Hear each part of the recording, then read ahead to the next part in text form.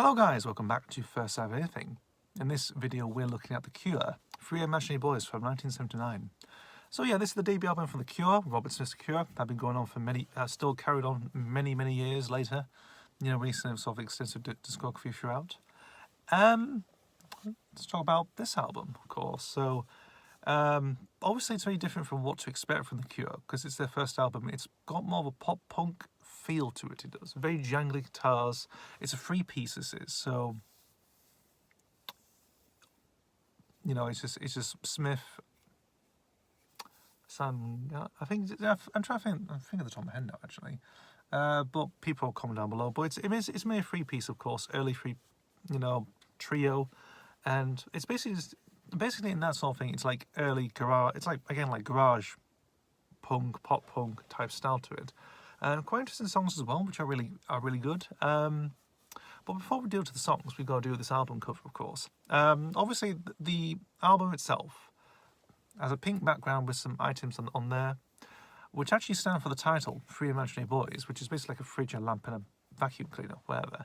And it leads to, also same with the backside as well. When you flip it over on the back, you do get photos and like a collage of random stuff, of course. So you do get like that picture with the pyramid as well, like a cut out paperish pyramid with flames on it. That stands for Fire in Cairo. That does. You've also got some guy with glasses which have like a marking on them. Of course, that means it stands for accuracy. That does. You got Meathook as well. I think the ice cubes is known as So What, to my knowledge. So yeah, so they do. Well, they don't say what they have on it. I think when you have a look at the label, of course, it'll be on there. But on the actual vinyl itself, it doesn't say. You don't get song titles on it.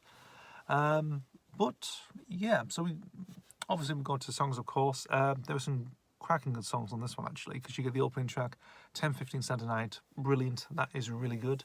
Accuracy, I mentioned before, is actually a really good song. Very interesting. Fire in Cairo. The title track itself, Three Imaginary Boys, again, really good song that is. You know, very down to Robert Smith's guitar playing on that front. Really good. You do get a cover of Foxy Lady on this as well, which apparently was not to be included, but the producer of it was a guy called Chris Parry, who's one of the people involved with Friction Records, which the Cure are heavily involved were on the label for many years. Decided to put on it, really. You've also got a hidden track as well called the Weedy Burton, after Three Imaginary Boys. So it's like within the groove. It's only like about 40 seconds long, I think, but it's within the groove actually, so it's a hidden track that is.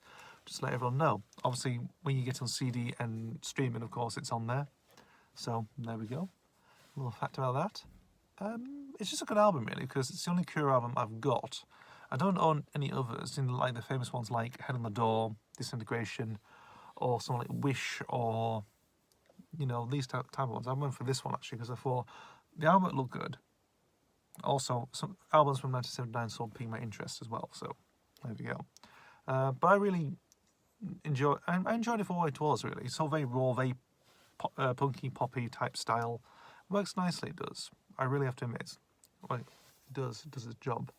So yeah, I have to admit. I'll probably say it's not the best, you know, it's not the Cure album you probably expect to go for, really, but there we go, really. But I do own it.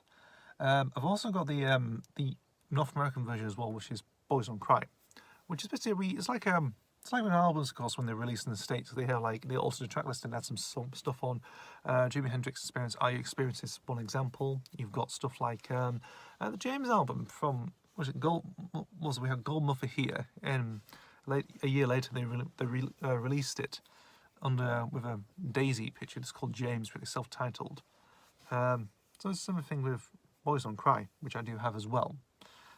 You do get, of course, the title track Boys Don't Cry. You got Killing an Arab as well, Jumping on Someone Else's Train. A track called World War as well.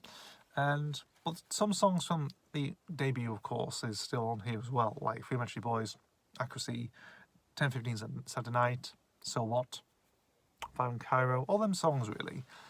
And yeah, it's just an interesting find, really. You know, interesting to look at, and it's just a bit of an interesting little obscurity on the collection, if it, for album wise. Also, some album on the queue as well, so it's fair enough, really. I think I bought it from my local music store back in the day called Replay. I think.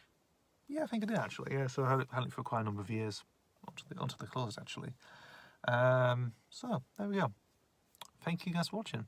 Alright, see you for the next video. Bye.